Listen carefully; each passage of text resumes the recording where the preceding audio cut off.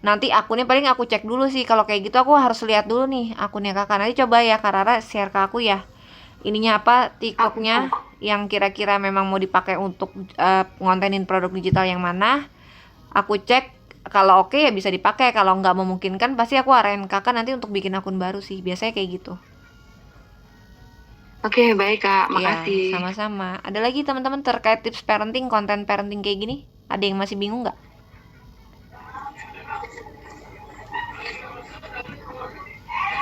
Siapa nih yang mau nanya? Kasya Fitra mau nanya? Ini, Kak, kan tadi kan kalau kita bikin akun baru ya, Kak. Mm-mm. Eh, nah, untuk menaikkan followernya itu kan kita harus bikin konten. Nah, untuk Oke. live kan kira-kira sekarang berapa sih, Kak? Kita harus follower 1.000 ya? Enggak, 200. 200.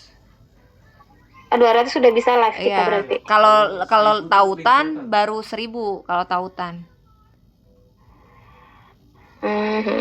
Gitu. Makanya aku sering ngajarin teman-teman tuh kalau memang teman-teman mampu sanggup buat nge-live nih ya. Target kita tuh di awal ngonten dulu aja. Pokoknya ngonten itu nggak usah fokus ke jualan dulu. Gitu ya. Fokusnya nyari followers nih. Gitu, cari followers pokoknya gencerin gimana caranya kita nyari 200 followers pertama. Kalau bisa semakin banyak ya semakin bagus gitu ya. Konten yang menghasilkan followers itu adalah konten yang mengandung yang pokoknya bermanfaat buat orang lain, bukan konten yang cuman buat kita bagus nih bagus, bukan. Jadi gimana caranya kita ngasih manfaat di konten kita, kayak informasi kah, edukasi gitu yang orang lain butuhin. Kan orang dengan senang hati kalau misalnya dia lihat oh konten ini sharingnya banyak manfaatnya nih, suka ngasih info-info ini, info-info itu, pasti dia tanpa disuruh juga auto ngefollow. Nah, dibantu lagi misal teman-teman mau carinya cepet, coba tawarin gratisan. Itu salah satu teknik juga di awal. Kayak misalnya buat yang ngeliatin postingan ini, kalau mau produk digital gratis misalnya kayak gitu ya. eh, Follow akun ini, komen gratis, nanti aku kasih aku kirim produk digital gratis. Itu juga bisa jadi salah satu strategi kita untuk nyari followers di awal, teman-teman. Gitu. Jadi jangan pelit ya, Oh, nggak, ya nggak apa-apa. Dia dapat produk digital gratis ya, dia ngasih, dia bayar kita tuh pakai followingnya dia gitu. Jadi sama aja kita kayak kurang lebih beli followers gitu ya, tapi yang memang target market kita, teman-teman. Kayak gitu ya, kita kasih produknya, kita bayar dia pakai produk digital gratis tersebut. Itu juga salah satu strategi gimana teman-teman bisa cepet dapetin followers. Gitu. kayak Pokoknya kita mm-mm. misalnya ngasih worksheet gitu ya, kayak worksheet Iya, gratis gitu ya. iya gitu. Banyakin konten-konten kayak gitu tuh. Nanti orang jadi seneng mau komen, terus mau follow, udah tinggal kita DM aja tuh produk gratis kita. Kayak gitu. Sesimpel itu Berarti aja yang sih sebenarnya. kemarin Mm-mm. ya yang kemarin kita beli itu boleh aja kita bagi-bagi ya, Kak ya. Iya boleh, nggak masalah. Nggak apa-apa kok. Hmm. Gitu itu kan Yang tergantung panduan, teman-teman. yang panduan itu juga boleh berarti, Kak. Boleh, kalau justru kalau panduan nih aku nggak bolehin teman-teman untuk ngejual. Kalau buat dibagin sama orang terserah, boleh banget. Oh, oke, oke. Gitu gitu ya, jadi itu strategi. Jadi teman-teman fokus dulu nih, tujuan awalnya tuh mau bentuk personal branding, mau bentuk followers. Nanti kalau misalnya teman-teman misalnya aku mau coba nge-live kak, ya udah berarti fokus dulu di awal cari followers, 200 followers pertama udah bisa Iya. mulai nge-live. Teman-teman fokus nih, berarti nanti aku jualannya di live dulu sambil tetap ngonten edukasi gitu ya, sambil nge-branding akun kita. Semakin teman-teman dapetin followers, semakin banyak konten edukasinya, orang ketemu kalian di live, orang ngeliat kalian di konten, semakin sering kalian muncul di sosial media, mereka mereka akan semakin engah. Begitu teman-teman tawarin produk yang berbayar, mereka dengan senang hati mau beli gitu, dibanding kalian jarang-jarang muncul di sosial media tiba-tiba jualan. Itu siapa nih gitu ya, kenal juga enggak, apalagi jualin produk yang nggak ada bentuk fisiknya lagi gitu. Kita tuh ngejualin produk yang benar-benar kayak invisible gitu ya teman-teman. Jadi makanya kita nggak bisa maksa orang yang to the point kayak gitu tuh, itu dihindarin banget gitu. Karena yang pertama produk kita bukan produk yang ada bentuk fisiknya. Yang kedua nggak semua orang butuh. Yang ketiga orang semua nggak aware, nggak tahu cara pakainya dan belum ngerti. Belum sampai situlah pikiran mereka untuk tentang produk digital kayak gini. Nah makanya itulah dibutuhkan edukasi. Gitu teman-teman ya. Kak Syafitra sampai sini ada yang mau ditanya lagi nggak kira-kira? Iya, Kak, ya insya Allah udah paham Udah sampai paham sini. ya? Oke. Gitu, ada Ya. lagi? Cuman Cuman saya ini, Kak, nanti ya kan gimana? misalnya live ya, Kak ya. Mm-mm. Misalnya kita live ya, berarti kalau kan kita belum apa sih belum kompeten mungkin ya untuk kayak Kak Paskah kan udah ngajarin. Nah, terus Oke. kita kan kalau Kak Paskah kan di live-nya itu ini ya ngajarin kan gitulah Ya taruhlah. edukasi juga. Kalau kita ini yang belum, maksudnya ilmunya masih belum Oke. ini, live-nya itu apa ya yang dibahas ya? Karena suka ini Kak bingung. Oke. Jadi sebenarnya gini teman-teman, kan kalau live itu tergantung konten kita apa. Kalau teman-teman kontennya parenting kan nggak mungkin kontennya nge-live-nya kayak aku. Misal teman-teman suka sharingnya kontennya sehari-hari tentang tips parenting. Terus apakah aku juga pas dari saat live harus nge-share tentang tips parenting juga? Jawabannya enggak teman-teman. Kalian itu bisa langsung jualan di live kalian, tapi tetap dikasih edukasi. Edukasinya sederhana tentang cara pakai produk digitalnya, manfaat produk digitalnya seperti apa buat anak-anak, buat apa, buat kan apa customernya teman-teman gitu, cara pakai dan segala macamnya kayak gitu sih, lebih ke situ. Kalau kontennya teman-teman itu tentang tips parenting, bukan harus ngebahas tentang parenting lagi, bukan, kecuali memang teman-teman kompeten apa sih bahasa gimana sih berkompeten di Kompeten Kak. bidangnya, iya gitu ya, maksud aku kayak gitu, baru boleh tuh sharing. Kan banyak juga yang kayak gitu, dia jual ebook tentang parenting tapi dia suka sharing di live-nya itu tentang parenting juga, karena dia tahu punya ilmunya.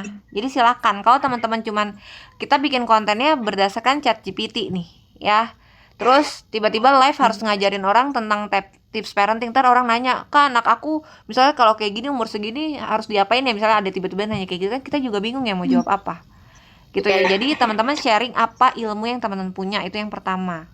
Kemudian kalau konten yang teman-teman udah tips parenting, berarti kita fokus di live itu jualan aja udah.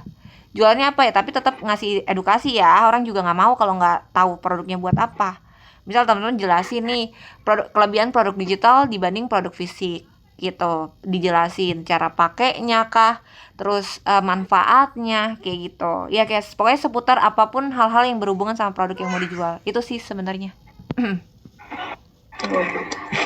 Oke Kak. Gitu. Makasih. Emang Kalau misalnya kita Kak Syafitra target hmm, marketnya kemana? Ke yang mau jual lagi atau yang pakai produknya nih? rencananya sih yang mau buat dijual lagi Kak. Oh, nanti aku bahas juga kok. Nanti aku bahas lagi Ya udah. abis ini. Ya ya. Nah, Nah, kasih Kak. ya, ada lagi teman-teman terkait tips parenting nih, konten parenting ada yang mau ditanyain dulu nggak sebelum aku jelasin konten yang buat ke yang jual lagi? Kalau teman-teman yang punya kalian mah udah pasti ya, kalian beda nanti di luar dua yang aku jelasin ini.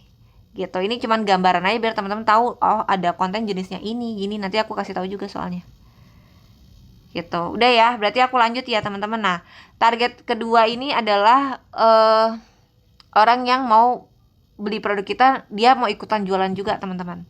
Ya, tapi sekali lagi bukan aku mau ngajarin teman-teman untuk ngejual kelas. Kan ada tuh banyak ya orang-orang yang udah beli bimbingan terus cuma diajarin cara ngejualin bimbingan lagi. Nah, aku bukan yang kayak gitu teman-teman ya. Malah kalau bisa teman-teman punya kalian, aku lebih saranin kalian ngejualin apa yang menjadi kalian teman-teman.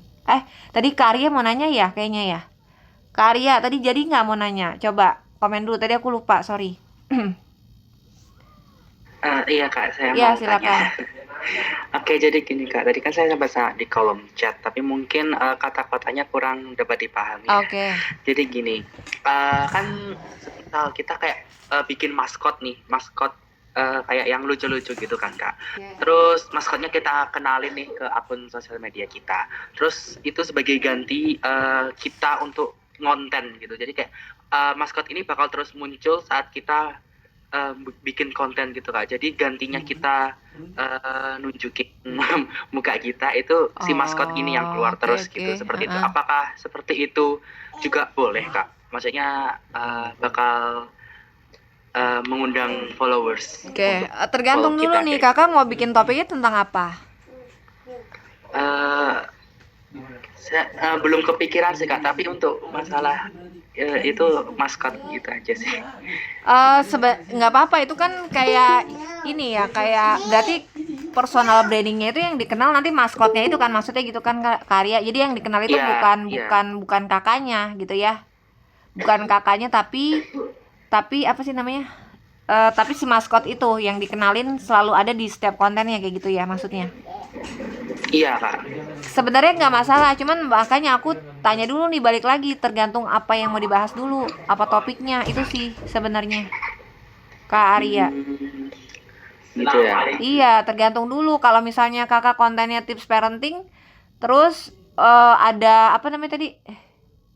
Maskot. Ya maskotnya, nah maskotnya tuh buat apa gitu, ngejelasin apa, dalam bentuk apa maskotnya, kan banyak juga gitu.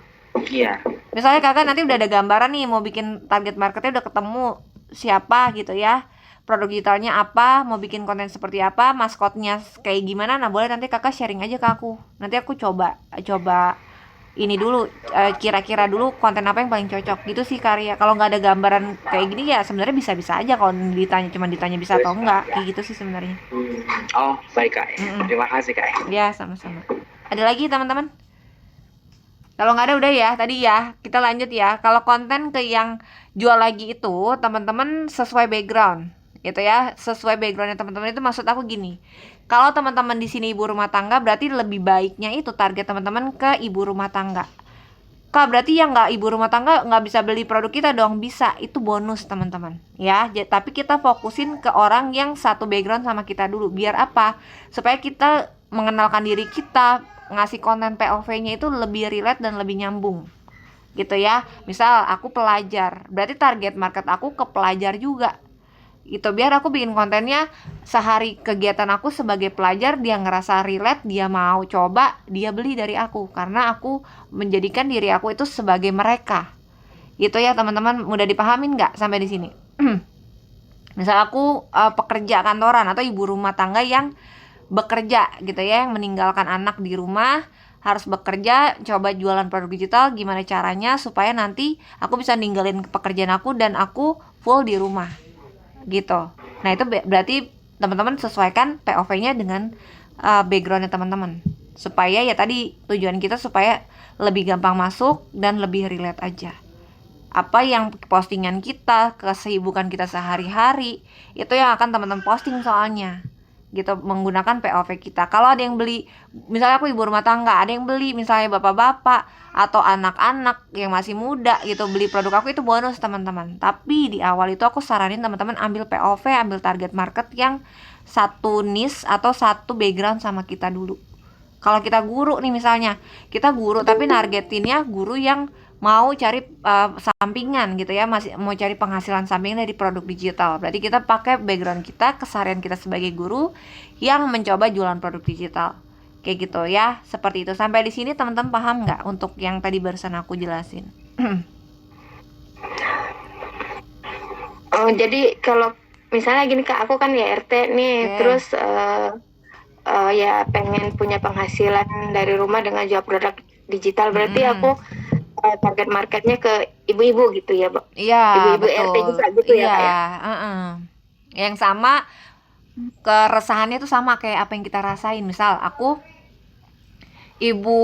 seorang ibu yang punya anak tapi aku harus bekerja nih ke kantor. Keresahan aku gimana sih caranya ya, aku harus cari pekerjaan yang bisa aku kerjain dari rumah tapi cukup uang yang ngegantiin gaji aku gitu. Nah carilah bisnis, misalnya belajar bisnis produk digital kayak gitu. Jadi keresahan itu yang kita angkat. Atau kayak aku gini, aku full ibu rumah tangga di rumah yang harus jaga anak, nggak bisa keluar cari kerja karena aku harus ngurusin anakku, aku nggak sanggup untuk ninggalin anakku gitu ya, misalnya karena nggak ada yang ngurusin dan segala macam. Aku jualan produk digital supaya aku bisa tetap dapetin penghasilan sambil aku bisa tetap jagain anak aku. Itu keresahan yang dari sisi aku nih yang aku ambil. Karena background aku ya memang aku lagi di posisi itu. Gitu ya Kak Fitra, kira-kira gimana? Ngerti, paham nggak? Iya. Paham ya? Oke. Ya seperti itu ya. Jadi teman-teman bikin kontennya biar lebih gampang. Jadi kita bikin konten itu nggak fake ya. Kak Friska, ada yang mau ditanya? Kendalanya kan tadi kita udah chattingan kan Kak. Oke. Kalau di dari hobi itu kan supaya bisa buat konten, masalahnya kalau di saya itu lebih ke membuat konten. Lebih kayak mungkin niche-nya udah kakak kasih tahu, yang untuk dijual produknya untuk dipakai, bukan untuk dijual kembali kan. Tapi untuk membuat kontennya itu, idenya itu saya kurang. Terus saya mikir apa boleh ya sambil masak keseharian gitu, ada kata-kata yang cocok untuk niche-nya atau gimana Kak? Atau memang sesuai template yang Kakak kita buka Canva atau ChatGPT gitu? Oke. Karena terus terang kendalanya kalau di saya itu kontennya. Oke. Gini, Makasih, Kak. iya sama-sama. Jadi makanya gini ya teman-teman. Nanti sambil berjalan kan kita harus tetap belajar ya, belajar.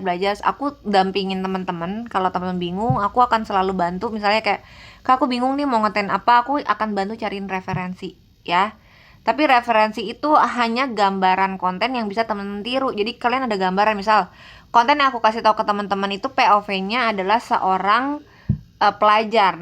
Nanti teman-teman modifikasi, bikin kata-katanya POV-nya jadi kalian, karena videonya akan pakai video kalian teman-teman. Misalnya aku di rumah sambil nyapu gitu ya, aku videoin, nanti tinggal dikasih teks yang sesuai sama apa yang mau kita bahas di konten kita. Nah itu juga boleh kayak gitu sebenarnya. Nah cuman kalau apa yang harus dibahas, aku nggak nyaranin teman-teman di awal itu pakai ChatGPT. Itu sih sebenarnya kalau buat tips parenting nggak apa-apa, karena kan kita nggak punya pengetahuan tentang parenting kan, gitu ya, itu nggak apa-apa banget. Tapi kalau konten yang sehari-hari POV, itu aku lebih saranin teman-teman itu pakai konten yang apa sih namanya, ATM dari konten orang lain, tapi kita ganti ke POV kita. Iya Kak Roy, gimana? Bentar ya. Jadi seperti itu sih kurang lebih. Jadi kita cari konten yang yang sesuai nih sama kita, walaupun sebenarnya dia beda target market, tapi kita bisa ambil sisi POV-nya aja gitu. Tapi penjelasannya pokoknya yang penting tentang produk digital, karena kalau target market kita ke orang yang mau jual lagi, itu pasti konten kita nggak jauh hubungannya tentang belajar Canva, belajar produk digital, dan link ID gitu. Itu aja yang akan kita bikin konten kita sehari-hari, itu aja teman-teman. Nggak ada tuh ngebahas tentang manfaat buku dongeng, itu udah nggak ada ya. Manfaat worksheet itu udah kita nggak bahas lagi teman-teman. Itu beda target tuh kalau yang kayak gitu. Seperti itu ya. Sampai sini paham nggak? Nanti kalau untuk gimana lebih detailnya untuk konten sehari-hari, nanti aku kasih referensi sih ke kakak, nggak apa-apa. Jadi jangan pakai ChatGPT ya. Oke Kak. Lebih banyak ke ATM gitu ya Kak ya? Iya benar. Makanya kan aku suka ngasih teman-teman kalau cari konten mendingan pakai SEO optimization aja, itu lebih valid tahu. Lebih gampang FYP-nya konten teman-teman gitu. Tapi tetap ya kita modifikasi gitu ya, kita modifikasi, kita ganti POV-nya. Kalau konten itu aku suka ngeliatin konten, misalnya kontennya bagus nih, dia ngambil POV-nya tapi POV seorang pelajar yang jualan produk digital, ya udah aku tiru konten dia tapi aku ambil sisi POV-nya dari sisi aku gitu. Kalau dia sambil belajar bisa dapetin penghasilan dari produk digital gitu ya, aku ambil POV-nya sambil jaga anak bisa dapetin penghasilan dari produk digital. Gitu aja sih sebenarnya teman-teman, tinggal diputerin aja tuh POV-nya. Makanya tadi aku bilang kalau mau bikin konten itu lebih gampang pakai background kita, biar lebih relate, biar kita lebih gampang ngasih edukasinya, lebih gampang ngasih videonya juga, karena kan kita rekam dengan keseharian kita seperti itu. Gitu ya Kak, siapa namanya, Kak Yuli ya, Kak Siska ya. Nah Kak Yumi. Iya Kak, makasih ya Kak. Ya sama-sama. Kak Yumi ada yang mau ditanya? Teman-teman kalau mau tanya jangan di komen ya, aku agak susah soalnya ya. Langsung buka open mic aja. Ya halo Kak. Ya silakan Kak Yumi. Iya Kak, selamat malam. Iya malam. Kak, aku kan kontennya ini tentang religi ya Kak ya, tentang agama gitu kan. Yang waktu itu pernah chat sama kakak. Nah, tapi aku memang agak mentok karena aku kan faceless gitu, jadi nggak tampilin muka gitu kan. Nah, aku tuh agak mentoknya tuh sama aku buat sendiri ebook gitu sih Kak. Cuman untuk masarinnya gitu, karena aku nggak ada live sih memang. Apa harus live atau gimana gitu ya Kak? Oke. Oh iya, kakak kemarin kayak aku lupa nyari the content ya. Nanti kakak chat lagi aku lah ya. Nanti aku coba cari referensi ininya ya. Sebenarnya teman-teman sah-sah aja sih mau bikin ebook sendiri gitu, mau bikin produk digital sendiri ya. Selama teman-teman punya apa ilmunya, bisa sharing ke orang lain, itu pasti orang dengan senang hati mau beli kok produknya. Gitu. Tapi ya itu balik lagi nanti ke kontennya, apa yang kita bahas, gimana cara kita nawarin produknya. Itu yang akan mempengaruhi kita bisa jualan atau enggak. Nah kalau live itu sebenarnya gini, live itu memang salah satu strategi untuk ningkatin penjualan juga, karena kan orang langsung banyak gitu ya masuk ke live kita.